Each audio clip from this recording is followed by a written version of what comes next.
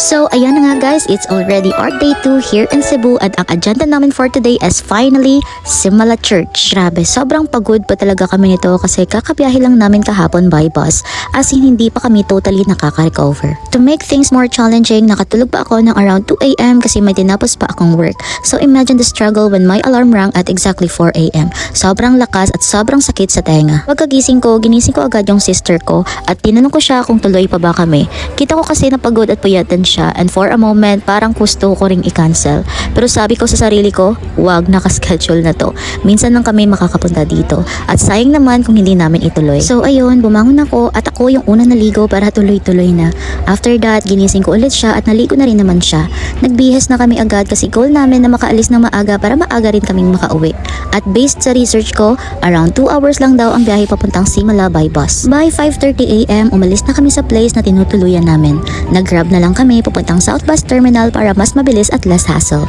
Pagdating doon, bumili agad kami ng ticket, umupo sa bus at naghintay lang ng ilang minuto. Umalis naman yung bus by 6 AM kahit hindi pa puno, which is good kasi weekday naman.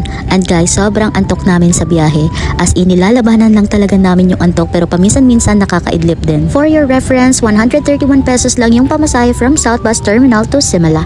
Actually, nag-consider pa kami mag-rent ng car with driver para mas mabilis daw at sure na may sasakyan kami pa uwi. Pero sabi ko, kung maaga naman kami alis, kaya naman by commute. At sayang din yung extra gastos, pwede na rin pambili ng pasalubong. Thankfully, mabilis at smooth lang naman yung biyahe. Hindi rin crowded yung bus since weekday kami pumunta. Pagdating namin sa Cebu nga, doon na nag-stop yung bus kasi hindi na siya umaakyat papunta mismo sa Simala Church. So, sumakay na lang kami ng tricycle. Pero bago yun, bumili muna kami ng roses na iaalay namin kay Mama Mary. 3 for 100 pesos na. Yung tricycle fare papuntang malapit sa gate ng Simala is 50 pesos per person and usually 3 dapat ang sakay. Dalawa lang kami so nagbayad na lang kami ng 150 pesos. Mabait naman si Kuya Driver at very accommodating pa. In fact, siya rin yung naging contact driver namin after. By the way, may option din from South Bus Terminal na sumakay ng V-Hire or van na diretso na malapit sa entrance ng Simala. Pero based sa research ko at mga nabasa ko online, punuan daw dapat bago umalis. Kaya mas pinili namin yung bus and honestly worth it naman. Pagdating namin sa Simala, malapit na mag 8 AM. And guess what? May ongoing mass service. Sobrang swerte talaga namin. Ang plano lang talaga namin is mag-visit, mag-pray, tapos picture-picture. Pero hindi namin in-expect na makaka-attend pa kami ng misa, lalo na weekday. Thank you Lord talaga. Buti na lang pinush namin kahit pagod. At thank you din kasi ang ganda ng panahon that day.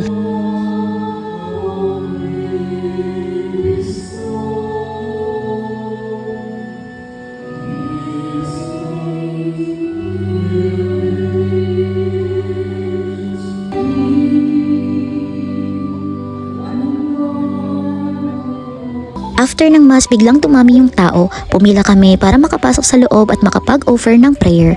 Bago pumasok, kailangan iwan yung sapatos sa labas para ma-maintain ang kalinisan sa loob. Pwede naman nakamedyas pero wala kaming dala so nakapaa kami papasok. Pwede ilagay sa hallway yung shoes basta tandaan mo lang kung saan mo iniwan. Habang naglalakad kami sa hallway, nakita namin yung mga testimonies at granted prayers na nakadisplay. Nakakatindig balahibo talaga. May mga gumaling sa sakit, may mga pumasa sa board exams at marami pang ibang miracles. Doon mo talaga mararamdaman kung gaano kalalim yung faith ng mga tao.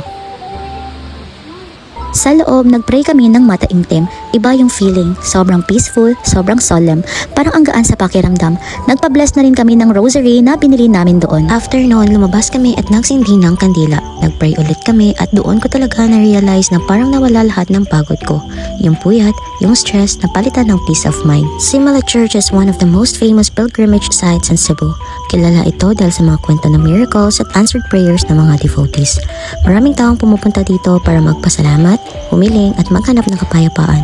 Bukod pa doon, sobrang ganda ng architecture niya, parang castle sa taas ng bundok. At habang tumatagal, mas lalo pa itong gumaganda dahil sa continuous improvements. Mga bandang 12 noon, natapos na kami sa Simala. Nag-take pa kami ng videos at pictures sa iba't ibang angles. Promise, busog na busog yung mata namin sa ganda ng lugar pero mas busog yung puso namin sa experience. Sobrang grateful ako na nabigyan ako ng chance na makabisita sa Simala Church. Bonus na talaga yung naka-attend pa kami ng misa. After namin sa Simala, sumakay ulit kami ng tricycle. Same driver pa rin kasi kinuha na namin yung contact niya earlier. So it's very convenient convenient talaga. Then after that, pumunta naman kami sa Siargao Seaview Cafe para doon na mag-lunch. Pero guys, isa-separate video ko na lang yung part na yun. All I can say is sobrang worth it ng maagang gising. Sobrang worth it ng pagod at sobrang worth it na tinuloy namin itong trip na to. Sobrang thank you Lord, the best ka talaga. So ayun lang, thank you so much for watching and see you on our next vlog.